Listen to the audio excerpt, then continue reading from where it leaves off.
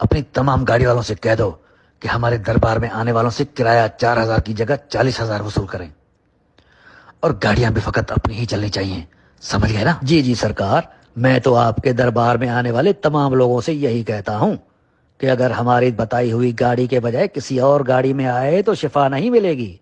फिर ना कहना कि पीर साहब के दम और शुफ शुफ ने असर नहीं किया। शाबाश। और अगर कोई कहे कि शुफ शुफ से शिफा नहीं मिली तो उसे भी कहो कि इसमें जरूर तुम्हारी ही कोई गलती होगी। अब दोबारा से 12 बार आना होगा।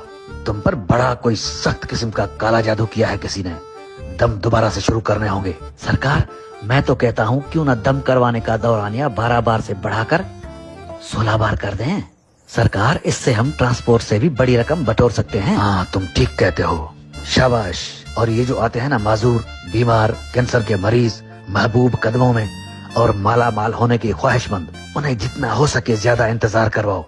जब रश होगी तब मैं बाहर निकलूंगा, और जब मैं बाहर निकलूंगा तुम सारे लोग मेरी वीडियोस बनाना और उसे सोशल मीडिया पर हर जगह पोस्ट कर देना। आप बेफिक्र रहें सरकार, अपने 2-3 चेले इसी काम पर लगे हुए हैं जो आप पर नए नोटों की बरसात करते रहते हैं। मैंने तो उन्हें नए नोटों की गड्डियां पहले से ही दे दी होती हैं। शाबाश। आप बेफिक्र रहें सरकार, हमारे तमाम चेलों और चेलियों ने लोगों को ऐसा घेरा हुआ है कि कोई सोच भी नहीं सकता, और ड्रामा ऐसा कि कोई शक भी नहीं कर सकता। हम तो दरबार में हर एक आने वाले से सबसे पहले यही पूछते हैं कि तुम करते क्या हो, तुम्हारा कारोबार क्या है। बस फिर उन्हें उन्हीं के हिसाब से घेर लेते हैं। शाबाश मेरे चलो, लगे रहो। सरकार, ये इकरारुल हसन कौन है जो आप जैसे पीरों के पीछे हाथ धोकर पड़ा हुआ है?